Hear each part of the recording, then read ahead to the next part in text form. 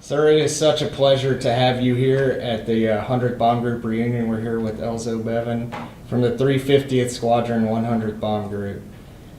Sir, you have such a rich history, and you yourself were an integral part of this group.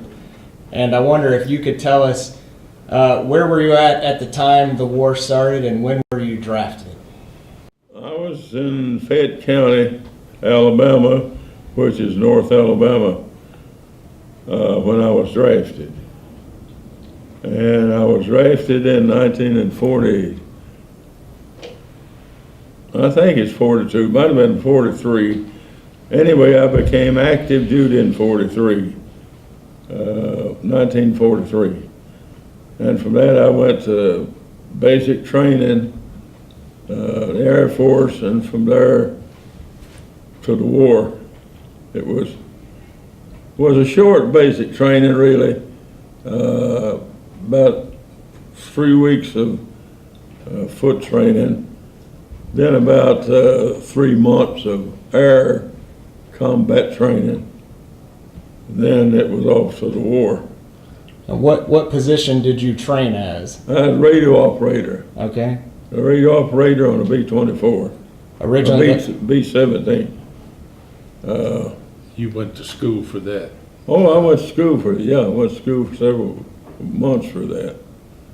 And So do you remember what was your very first mission when you were at Thorpe Abbotts? yeah, it was in France.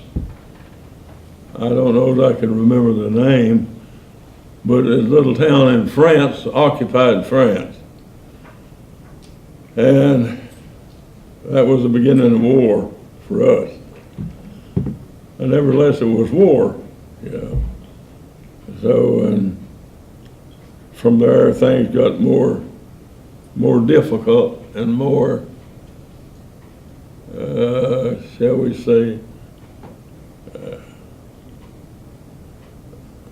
more warlike, put it that way. In the 8th Air Force, having a good crew was one of the most important things.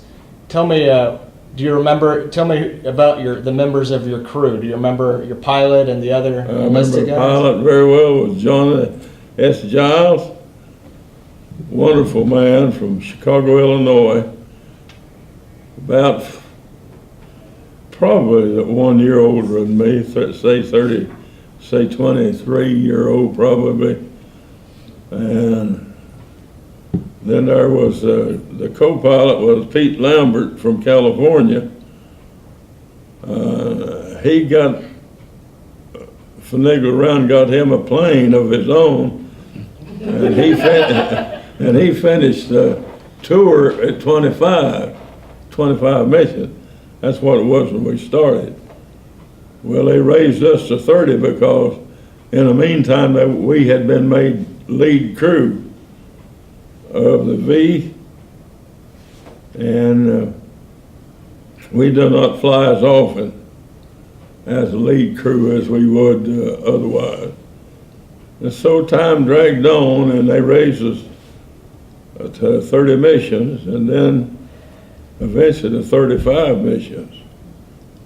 And the war caught us before we finished our mission. Who on the crew would you say you were the closest to? Who was your best pal on the crew? Probably Norbert Depot. He was the ball turret gunner. Little, probably closest. We were closer period in proximity. So all of us were close. It's kind of family-like thing. Really, you probably would never realize how close a fighting group gets unless you've be part of it. So. Now, did you guys travel overseas together? This was the same crew you trained with and flew with? Traveled, yeah. And when we went overseas, we went lock, stock, and barrel, everything. Plane, pilots, and everybody. And when we flew, normally we flew with the whole crew. It might be occasionally once one was sick, but primarily it was 100% bum group that started out that finished up. And were you were in the same barracks in the 350th barracks with Same the enlisted barracks. guys? Enlisted men were.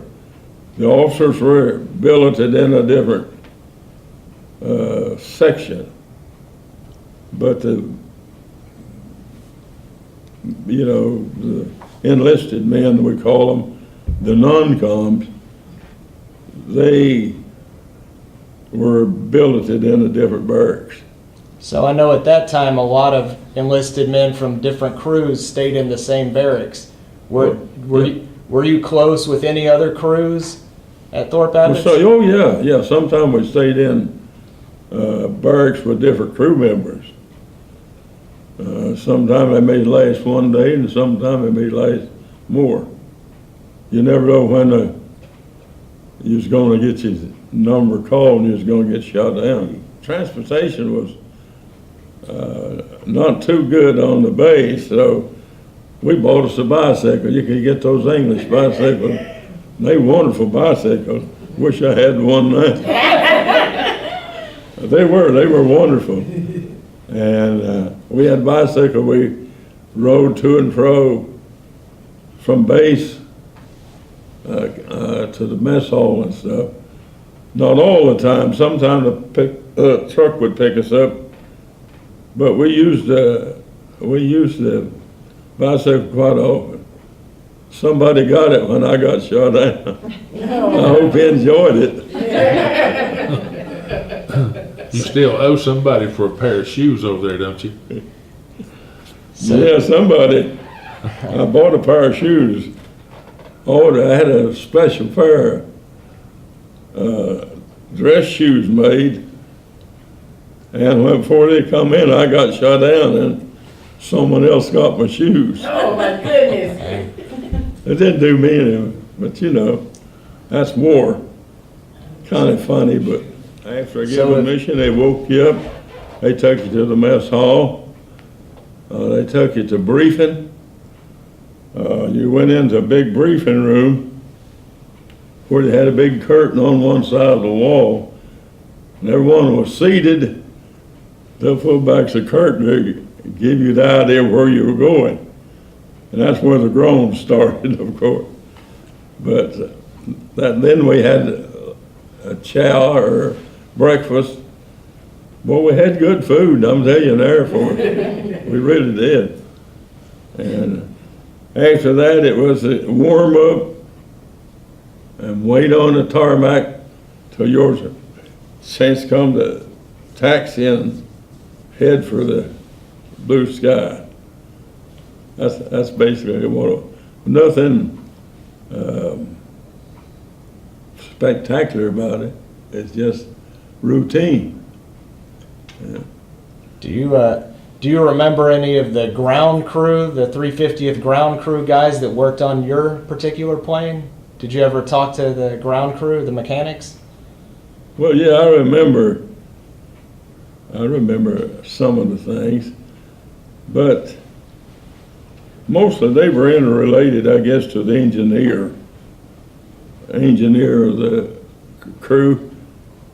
You see, I was a radio engineer, but they had a combat engineer. I think they were more or less related to him with questions and comments because of his position. He was the engineer of the physical plane, So mine had to do with radio transmission and so forth. Did you guys fly the same plane every time, or did you have a different well, plane? Not every time, but we flew the old 861 leading lady for several of the last missions. You might get one. I remember we had the 413 was a plane that had flown 50 missions. We got it one time. And then we went back to our old new plane. And we was happy to have our new plane, you know. You get used to those things. It's kind of home to you. Before the mission where you were shot down, how many missions had you flown up to that point before you were shot down? I had flown 31. I was on my 32nd. Of those 31 missions, which would you say was there any one mission that really stands out as being a really tough mission that you guys flew of those 31 missions? Some of them were tougher than others. I remember Magdeburg, Germany, one of the toughest on the continent. It was bad. If you went there and got back, you were fortunate. But it was tough. You didn't go there and get through without getting scathed. You get shot up some. But in spite of all of that, a lot of us made it back.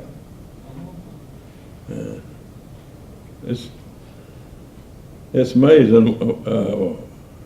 Air warfare it's amazing. You wonder how a person can fly a B-24 or B-17 through all of that flak and all of that the fighter support.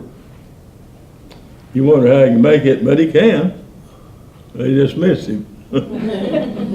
So, but one day they caught up with us.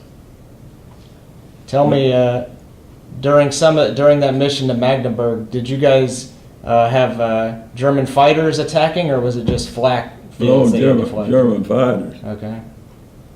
Oh boy, did we have German fighters.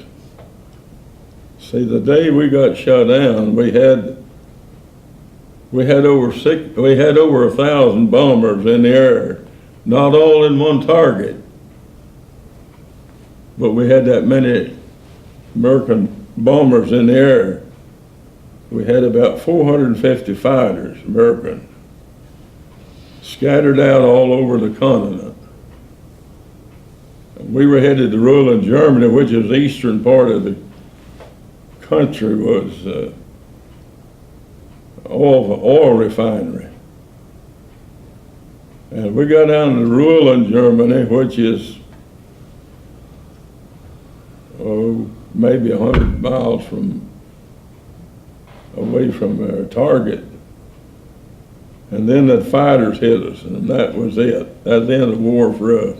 And that was September 11th, 1944? Yep. One of the major air battles of the war, as far as I know. When you've got 1,000 or 1,100 planes in the air, plus the fighters, and it's a pretty big operation. So it was fighters that took out your plane that day.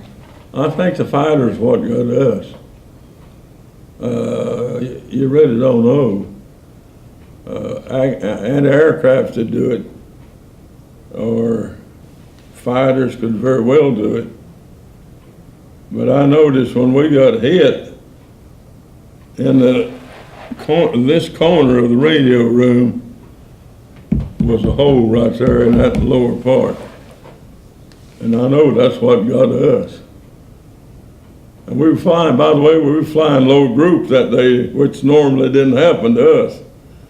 We normally flew high group or mid group. And if you flew low group, you flew Purple Heart Corner. That's what they call it. So that's where we were, low group. Lead of the low group. And they shot us down. At what point did you know it was time to get off the plane? Did they sound the alarm, or someone else on the crew said we gotta bail out? How did you know it was time When to get it was out? burning and the smoke was rolling, you know it's time to get out. Now sometimes you could hear bail out from the pilot. But see, evidently, whenever they hit us, they knocked out all communication. We didn't hear anything. The first thing I knew, the ball turret gunner had gotten out of the ball turret, and when he exited the ball, he was in the radio room. And he was knocking me and slapping me around, trying to get me aware of what was happening. And he helped me to get my parachute on and get out. And he was the last one out. So no wonder he was a good buddy. How many people got out? Did everyone get out of the plane that day? 9 people. 9 people made the crew. And all 9 got out. And as far as I know, I'm the only one living today. So after you bailed out and parachuted and hit the ground, what happened after that? Well, we were he and I were captured together. Took them a while to find us. You can imagine all those planes being shot down. There's a lot of activity. And we bailed out and hit the ground and hid in some pines and, well, anyway, some low-lying timber. And Both were. we stayed there, and we could hear the dogs as they were hunting us, and the pilots or the personnel. But they never found us. They never found us. Both of us was wounded. The ball turret gunner and I both were wounded. And after a while, we decided to give up. What could we do? We were shot up. Where were you wounded at? Huh? Where were you wounded at? I had a fractured ankle when I hit the ground. I bailed out at 25,000 feet. I had wounds in this left arm, and in this right arm, and under my chin, and one in my right leg. The most severe probably was the one in my ankle when it hit the ground. And they put you on the march, you know. So did you guys surrender to the Germans, or you? Yeah. Okay. We surrendered. And what was the next thing after that? Did they give you medical attention? The Germans? Forget it. No medical attention. War was almost over. They put a little iodine on that wound right there. And that's all they did. They didn't do anything to my ankle. And I marched with that ankle for about how many months? Several months as a POW. But it survived. And did they load you guys up on a train and take you to one of the Stalag POW camps? They never put us on a train as POWs. Not this time. We marched from place to place, from keep us from getting surrendered to the Germans. They would move us. But And when you first, you turned yourself into a farmer, did you? well, they turned us into a farmer when we surrendered, but that's after we shot down and after we were shot up. And they turned us into a farmer, and he took us and turned us over to the Germans the next day. And he turned us over to the officials, and we were official prisoners of war then for 80-something days further out. And we was in that position on May the 3rd. They liberated us. Did you end up spending a few months at one specific camp? Well, We ended up spending about 10 months total. But it wasn't at one camp, we were mobile. Now, when we were first shot down and become POWs, we were kept in prison camp, pretty humanely treated. But as the war grew more severe, that ended and we became mobile POWs from place to place. And that was it. Did you get to stay with your ball turret gunner during that period? We got to stay together most of the time. That was amazing.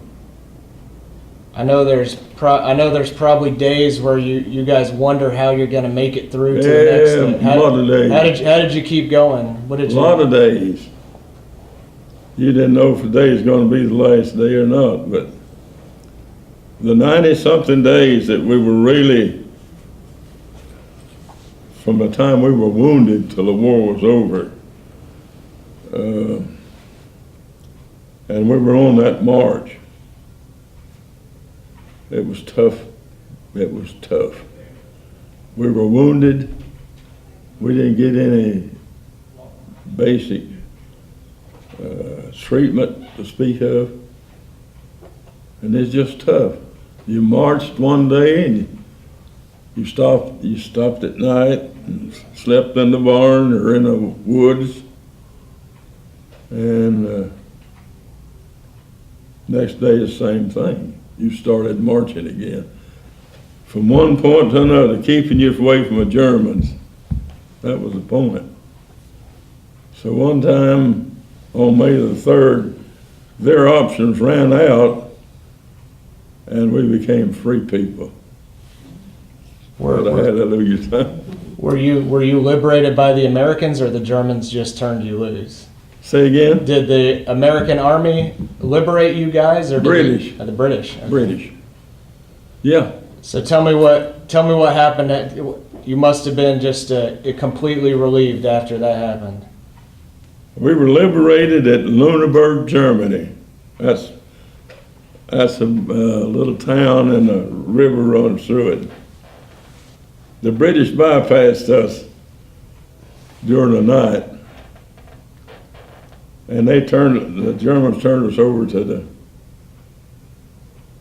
British. You guess what the British done the next morning? They turned us loose and headed us back the other way on their own. Well, we went out to town. There's an officer coming in, a German officer. They were surrendering. He drove his car in, and when he left his car, we took his car. We did. That's right.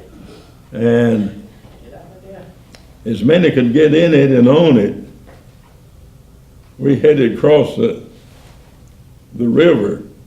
We got down to the river, and one of the guards, the British, said, now if you can get across that pontoon bridge, you know, pontoon bridge got a red high. So if you get across that, you can take it. It went across. No, that's right. It went across, believe me, it's about that high. And we drove that thing all the way back down in Germany to a detox station where the British had set up. And it was delousing day. You know nothing about it until you have a delousing day. We'd had them louse so many days. I say you kill one that doesn't come to his funeral. But they were terrible. I mean, you couldn't get rid of them. It's day after day after day. But when the British got a hold of us and one spraying, I don't know what it was, some kind of stuff, but boy, it was effective. It got rid of those lies. You talk about a hallelujah day, that's something. Them little white lies about that long, you ain't lived till you had some of them. So how But did you know, how did you guys get back to the? At some point, did you get picked up by the Americans? yeah. Well, see, they surrendered us to the Americans, to the British. When the British went through, they bypassed the little camp we was in. And they surrendered us to the Germans. And of course, the Germans turned us loose and the British turned us loose, and we finally got organized and got back down there behind the lines and got rid of the lights and got some clean clothes and got transferred over to the American Army. Officially, we were delivered to the American Army the day that the war ended, which was the 10th of May, 1945. But actually, we had been turned loose on the 3rd, but we hadn't been back to the Americans.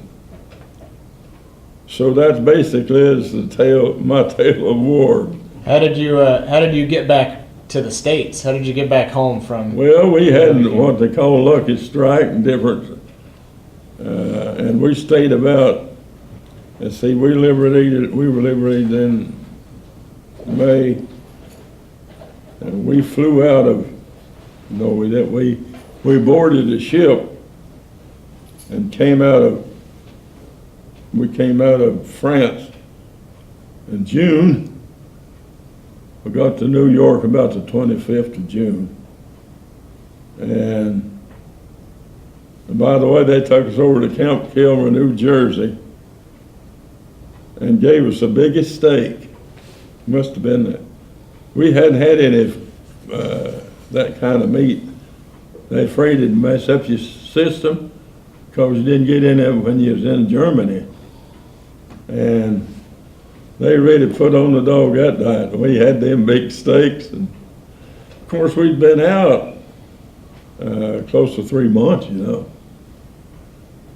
But it was okay from then on, and that was Then they put us on different transportation, started to send us to our respective places of abode, and that was it. I was looking at your display case of your medals here, and I see, in addition to the Air Medal and the Purple Heart, you're a recipient of the DFC, the Distinguished Flying Cross. Yeah. Can you tell me, for what actions were you awarded the DFC? My mind is somewhat vague on that. I know on one mission,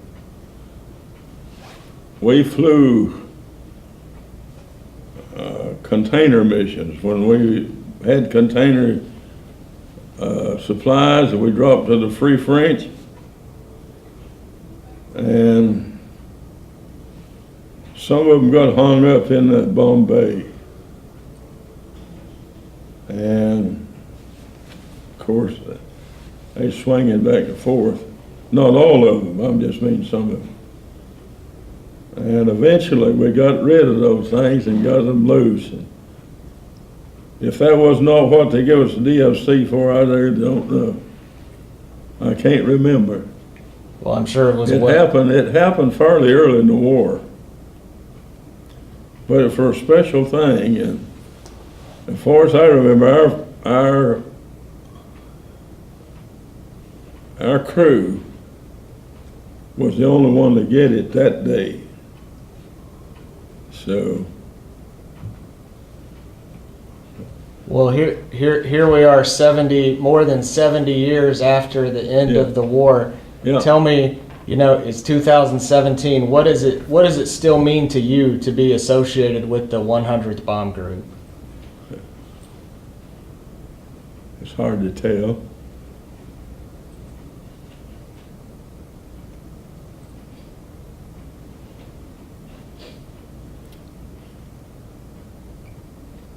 To be part of the I know- fighting army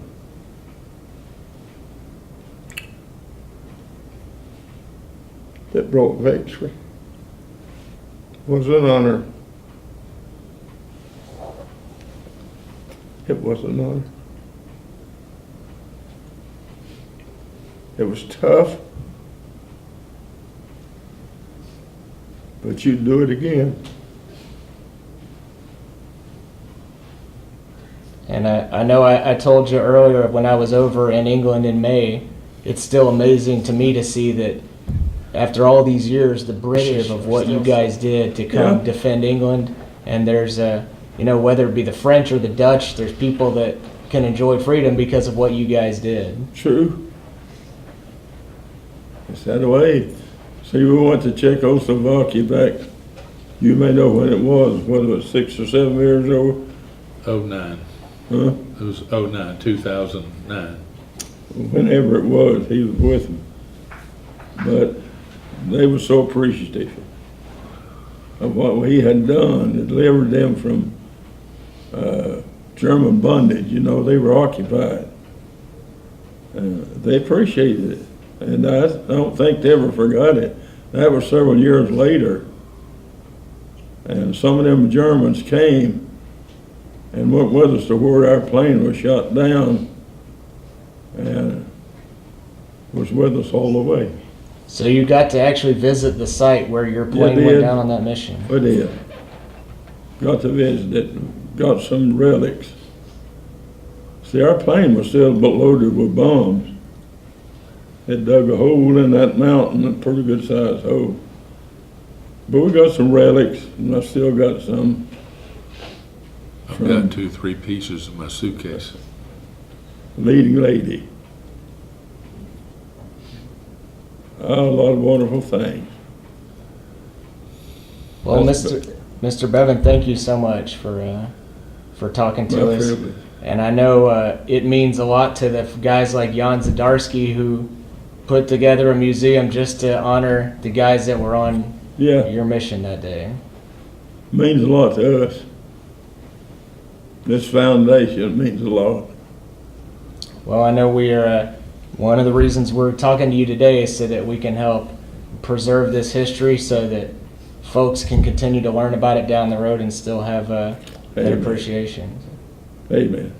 I must say, I'm due one more medal. I think it comes from the French, the D-Day medal. I was informed since I've been here that is available to me if I apply for it. So that's it. Well, I'm sure you're well deserving. Bless you. Thank you, sir.